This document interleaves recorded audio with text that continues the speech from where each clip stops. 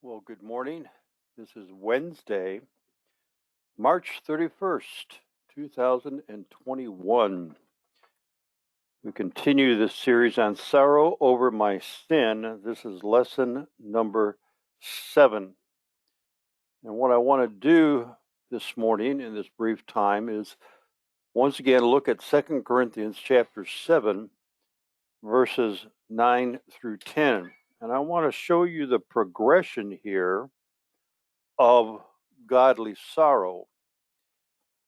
In verse 9, Paul says, I now rejoice, not that you were made sorrowful, not that you were grieved, not that you were brought low, not that you were experiencing such pain that can be likened to childbirth, but that you were made sorrowful, you were brought to that point, to the point of repentance. For you were made sorrowful according to the will of God, so that you might not suffer loss in anything through us. For the sorrow that is according to the will of God produces a repentance without regret, leading to salvation. Now, there are 3 phases here, or 3 steps, or 3 premises that we need to understand. First of all, please note in verse 9 and 10, Paul talks about a sorrow according to the will, sorrow to repentance. Sorrow to repentance. Remember yesterday we talked about sorrow that produces death. That was worldly sorrow. That's how the world deals with their offenses.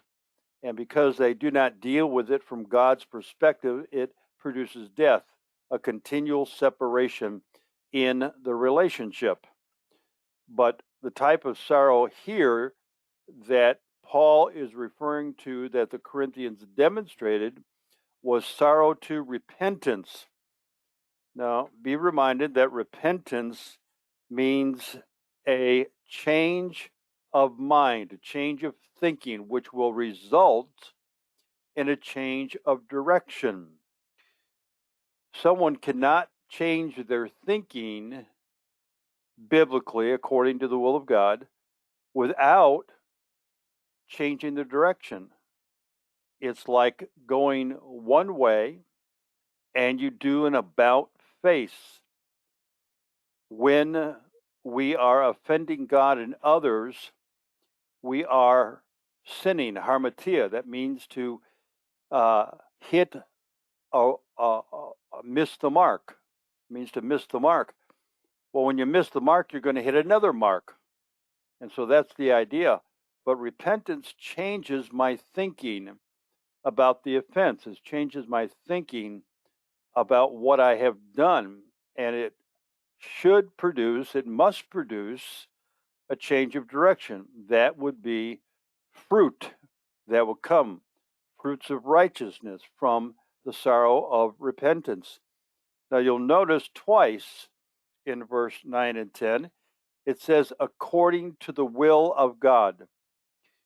This is the second type of sorrow that God accepts. It's according to his will.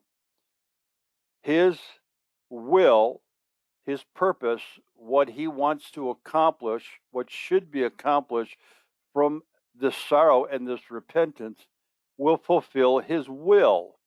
It will deal with the sin. It will restore the relationship. It will set a new course and direction to produce fruits of righteousness.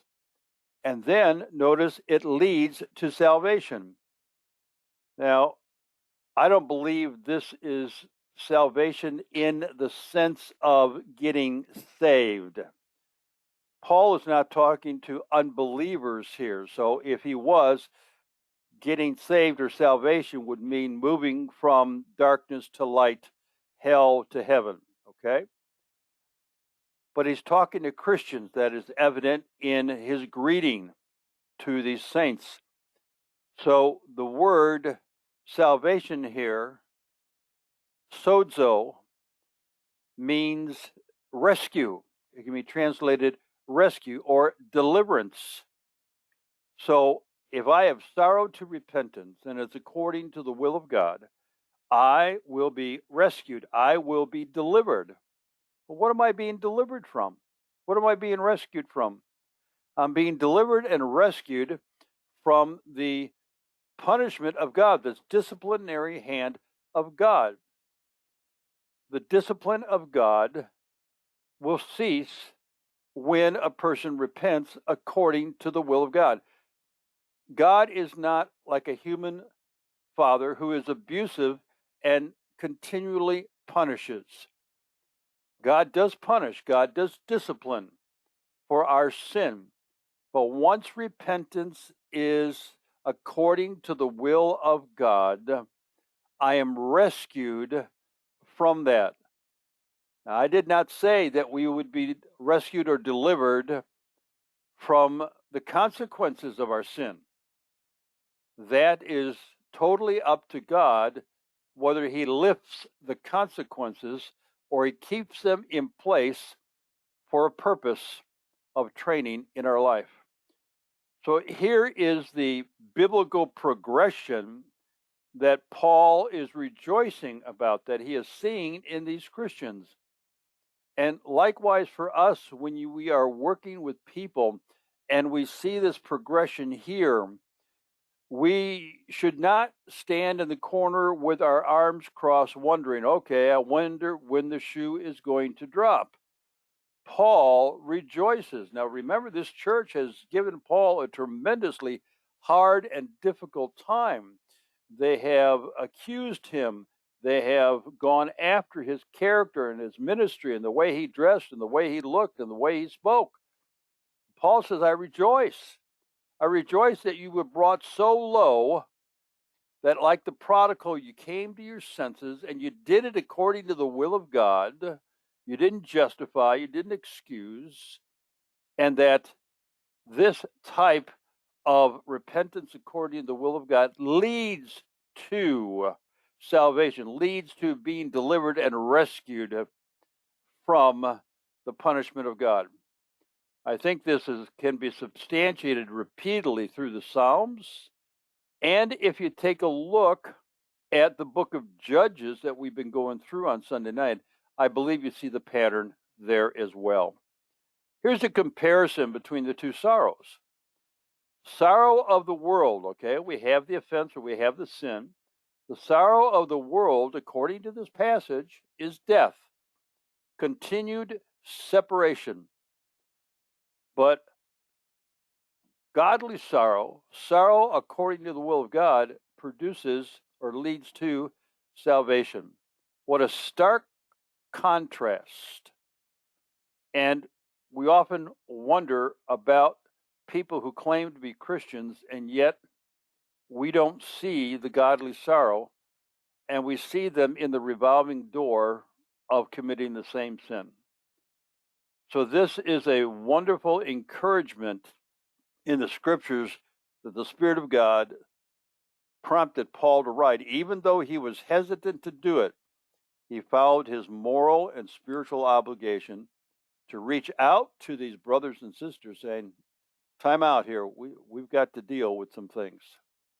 Next time we get together, we are going to begin to talk about the 6 marks of godly sorrow, which you will find in verse 11. And one of the things I want to challenge us with is, as we read these marks of godly sorrow, we have to be very, very careful not to understand or interpret them from the English language, because in the Greek language there is significant differences and nuances that just make this verse jump out and stand alive. We'll see you tomorrow, Lord willing, and as I like to